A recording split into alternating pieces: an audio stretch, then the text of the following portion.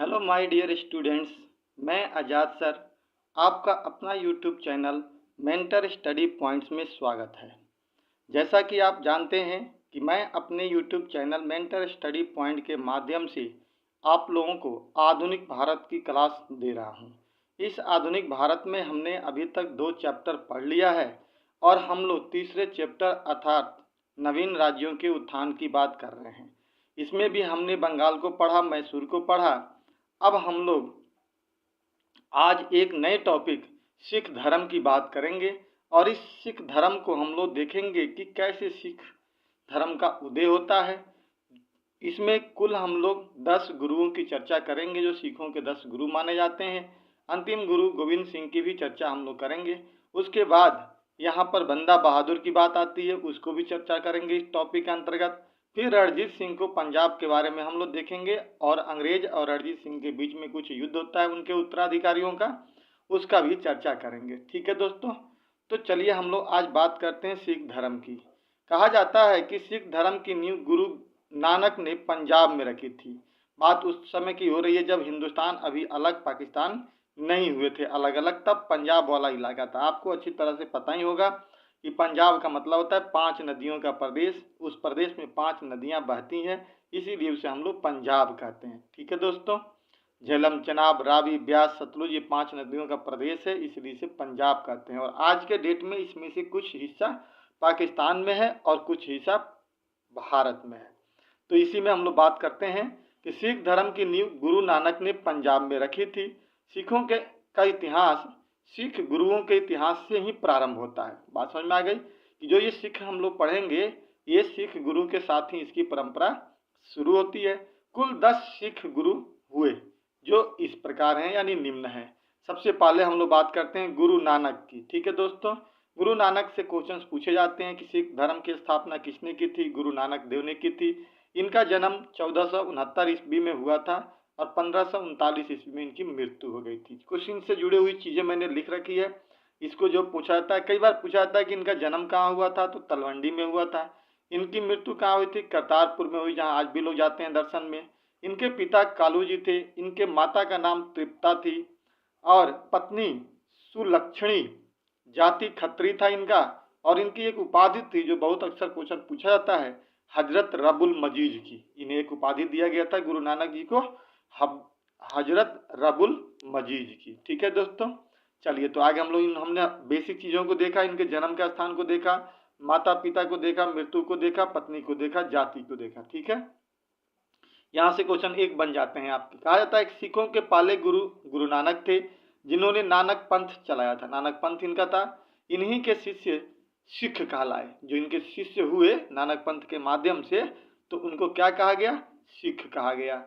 और ये इब्राहिम लोदी के समकालीन थे। समकालीन का मतलब होता है कि जब ये अपना काम कर रहे थे, ठीक इसी समय भारत में इब्राहिम लोदी भी काम कर रहा था, तो ये इसके क्या हुए? इब्राहिम लोदी के समकालीन हो गए। ठीक है दोस्तों, आगे चलिए। अब करा कि इन्होंने अपने एक शिष्य लहना एक शिष्य था जिसका नाम था, को अपना उत्तराधिकारी बनाया, जो आगे चल करके अंगद नाम से दूसरे गुरु बन गए। ठीक है, इन्हीं का एक शिष्य था जिसका लहना नाम था, वो आगे चल करके क्या नाम से अपना गुरु बना? अंगद के नाम से सिखों के दूसरे गुरु बन गए। आप बहुत 10 गुरुओं का नाम याद रखिएगा, क्वेश्चन यहाँ से बनते हैं। अगला कर रहा है अंगद। अंगद 1539 से लेकर के आगे 1552 ईस्वी तक शासन करते हैं। ठीक है, ये गुरु नानक के शिष्य थे। इन्होंने खादुर एक जगह का नाम था पंजाब में, खादुर में गुरुओं की गद्दी बनाई। जो आज भी देखते होंगे, जहाँ भी सिख गुरुद्वारा होते हैं वहाँ पे गद्दी होता है, जहाँ पे जाते हैं हम लोग तो पंख वंख चलते रहता है, उसी को गद्दी कहा जाता है। गद्दी बनाई और गुरु नानक द्वारा चलाई गई लंगर व्यवस्था को नियमित किया। लंगर की शुरुआत गुरु नानक देव ने ही की थी, जो आज भी सिख परंपरा की एक लकीर बनी हुई है और आज भी चल रहा है। गुरुमुखी लिपि का आविष्कार भी अंगद ने किया था। याद रखिएगा, ये बहुत ज़्यादा क्वेश्चन पूछा जाता है कि गुरुमुखी लिपि के बारे में किसने बताया था जी, किसने बनाया था? तो आनंद ने इसकी बात की थी। अब आते हैं तीसरे गुरु अमरदास। 1552 से लेकर के 74 तक ये गद्दी पे बैठते हैं। ये अकबर के समकालीन थे, यानी कहने का मतलब कि अकबर 1556 में आ गया था और 1552 में आकर 74 तक रहे, तो उस समय अकबर भी शासन कर रहा था। तो इसलिए समकालीन हम लोग याद रखते हैं एक दूसरे से जोड़ने के लिए। ये अकबर के समकालीन थे। इन्होंने अपनी गोविंदवाल में स्थापित किया था। क्या? गद्दी जो था इनका, इन्होंने अपनी गद्दी को गोविंदवाल में स्थापित किया था। अगला पॉइंट कह रहा है कि गुरु अमरदास ने अपने उपदेशों का प्रचार प्रसार करने के लिए 22 गद्दियों की स्थापना की थी। कितनी गद्दियों की स्थापना की थी जी? 22 गद्दियों की स्थापना की थी। अमरदास ने अपने दामाद एवं शिष्य दोनों ही थे, इनके दामाद भी थे और इनके शिष्य भी थे, रामदास को अपना उत्तराधिकारी बनाया। ठीक है, तो अमरदास के उत्तराधिकारी कौन बने? चौथे गुरु अब हो गए रामदास। रामदास 74 से लेकर के 81 तक है, ये भी अकबर के ही समकालीन थे। अब कह रहा है कि रामदास अकबर के समकालीन तथा अमरदास के दामाद थे। अकबर ने इन्हें 500 बीघा जमीन प्रदान किया था। कितना दिया था जमीन जी? 500 बीघा। देखिए, जब जहाँ दोस्तों सवाल आएगा वहाँ हम स्पष्ट रूप से बता देंगे कि ये पॉइंट आप याद कर लीजिएगा, वरना सिखों की परंपरा थी, इसमें याद ही करने हैं। ज़्यादा कोई खास कंसेप्ट नहीं है, इसलिए मैं कंसेप्ट की बात इसमें नहीं कर रहा हूँ। अकबर ने इन्हें 500 जमीन प्रदान की थी। इसी जमीन पर इन्होंने अमृतसर नामक शहर बनाया था। ये बात तो बिल्कुल हो गई कि अमृतसर शहर की स्थापना किसने की थी? तो रामदास ने किया था। ये याद रखिएगा, एक क्वेश्चन बन जाता है यहाँ पे। इनके अनुयायी रामदासी कहलाते थे। रामदास ने अपने तीसरे पुत्र अर्जुन को उत्तराधिकारी नियुक्त कर गुरु का पद पैतृक बना दिया। यानी अभी तक गुरुओं की पद जो थी पैतृक नहीं थे, कोई दामाद हो गया तो कोई शिष्य हो गया तो कोई कुछ हो गया, लेकिन उन्होंने अपने ही पुत्र, जो तीसरे इनके पुत्र थे अर्जुन देव, उस अर्जुन देव को इन्होंने अपना उत्तराधिकारी नियुक्त कर दिया। इस प्रकार गुरुओं की पद को परंपरागत करने वाला व्यक्ति कौन था? यानी वंशानुगत करने वाला रामदास थे। ये क्वेश्चन याद रखिए, दो क्वेश्चन रामदास जी से। पहला कि इन्होंने अमृतसर शहर की स्थापना की, दूसरा कि इन्होंने गुरु के पद को अस्थायी कर दिया, यानी परंपरागत कर दिया और अपने पुत्र को उत्तराधिकारी नियुक्त कर दिया। अब इनके पुत्र अर्जुन देव आते हैं। अर्जुन देव का क्वेश्चन तो एक बनता है यहाँ पे 1581 से लेकर के 1606 ईस्वी तक। इन्होंने अपने को सच्चा बादशाह भी कहा था, एकदम सच्चा बादशाह की उपाधि देकर के इन्होंने कहा था। इन्होंने तरन तारण तथा करतारपुर नामक नगर के निर्माण किया था। आज भी करतारपुर है, पंजाब में पड़ता है। जब हम लोग अमृतसर जाते हैं तो उससे आगे भी एक और गुरुद्वारा पड़ता है करतारपुर में। 1595 में ब्यास नदी के तट पर इन्होंने गोविंदपुर नामक शहर बसाया था। याद रखिए, गोविंदपुर शहर के बारे में चर्चा की जाती है 1595 में ब्यास नदी के तट पर। 1604 ईस्वी में इन्होंने आदि ग्रंथ की रचना की थी। बहुत इंपॉर्टेंट है, क्या है जी? तो आदि ग्रंथ की रचना किसने की थी? तो अर्जुन देव ने किया था आदि ग्रंथ की रचना, याद रखिएगा। खुसरो को समर्थन देने के कारण जहांगीर ने इन्हें 1606 ईस्वी में मृत्यु दंड दे दिया। अब देखिए, अब एक सवाल पूछा था कि जहांगीर ने किनको मरवाया था जी? तो अर्जुन देव को। अर्जुन देव को किसने मारा था जी? तो जहांगीर ने मारा था, याद रखिएगा। जहांगीर का ही बड़ा पुत्र था, थोड़ा मैं समझाता हूँ, बड़ा पुत्र था जिसका नाम था खुसरो, और ये खुसरो शुरू में ही जहांगीर के खिलाफ विद्रोह कर दिया था, जिसकी वजह से खुसरो को क्या किया गया था कि जहांगीर ने खुसरो को कैद करवा दिया, दोनों आंख को खत्म करवा दिया था, दोनों आंख खत्म करवा करके कैद करा करके जेल में डाल दिया था। आगे चल करके 1621 ईस्वी में जहांगीर का जो एक अलग पुत्र था खुर्रम, जिसको हम लोग शाहजहां कहते हैं, उसने इनको मरवा दिया था खुसरो को। तो उसी खुसरो को जब समर्थन दिए थे ये, तो जहांगीर ने अर्जुन देव को मृत्युदंड दी थी। ये क्वेश्चन तो बहुत पूछे गए हैं। अब आता है अगला क्वेश्चन, हरगोविंद। अर्जुन देव के बाद कौन आ गए? हरगोविंद, जो 1616 से लेकर 1645 ईस्वी तक बैठे। इन्होंने सिखों में सैनिक भावना पैदा की, यानी सैनिक भावना, यानी लड़ाकू प्रवृत्ति को इन्होंने पैदा किया। सैनिक शिक्षा भी दी और स्वयं की रक्षा के लिए शास्त्र धारण करने की आज्ञा दी। कहा एक सैनिक प्रवृत्ति होनी चाहिए और अपने अस्त्र को अपने पास रखो। अगर कोई व्यक्ति आपके ऊपर आक्रमण करता है तो अपनी रक्षा करने के लिए अस्त्र धारण करना बहुत जरूरी है। तो इन्होंने ये प्रवृत्ति लगाई। इन्होंने सिखों को लड़ाकू बनाया, लड़ाकू प्रवृत्ति उनके अंदर पैदा की अपनी रक्षा करने के लिए। इन्होंने अकाल तख्त का निर्माण कराया, जो पूछता है क्वेश्चन, हमेशा याद रखिएगा। इन्होंने कश्मीर में कीरतपुर नामक भी बसाया था शहर, ठीक है। तो अकाल तख्त की स्थापना की थी। सिखों को लड़ाकू प्रवृत्ति बनाने वाले कौन से व्यक्ति थे जी? तो हरगोविंद सिंह थे। क्लियर। अब आता है हर राय। इनके समय में ही शाहजहां के पुत्रों के बीच उत्तराधिकार का युद्ध हुआ था, ठीक है। यानी 1645 से 61 के बीच में है। और मैं आप लोगों को बताऊंगा अगर, तो शाहजहां के पुत्रों के बीच की उत्तराधिकार की लड़ाई 1658 में शुरू हुई थी, 57-58 से हुई थी, 59 में खत्म हो गया था।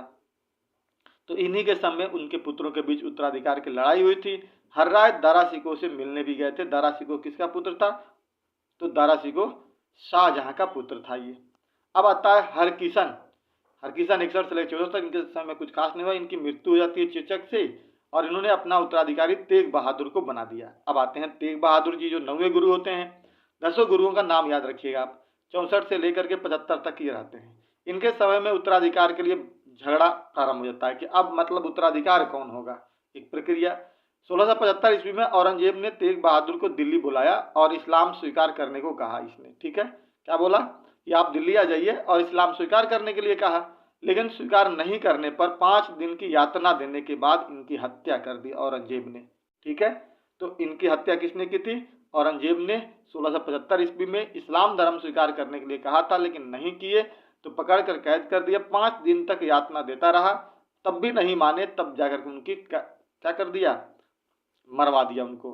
अब आता है सिखों के अंतिम गुरु गोविंद सिंह, जो 10वें गुरु थे 75 से लेकर 1708 ईस्वी तक। ये सिखों के 10वें और अंतिम गुरु थे, याद रखिएगा, 10वें और अंतिम गुरु थे।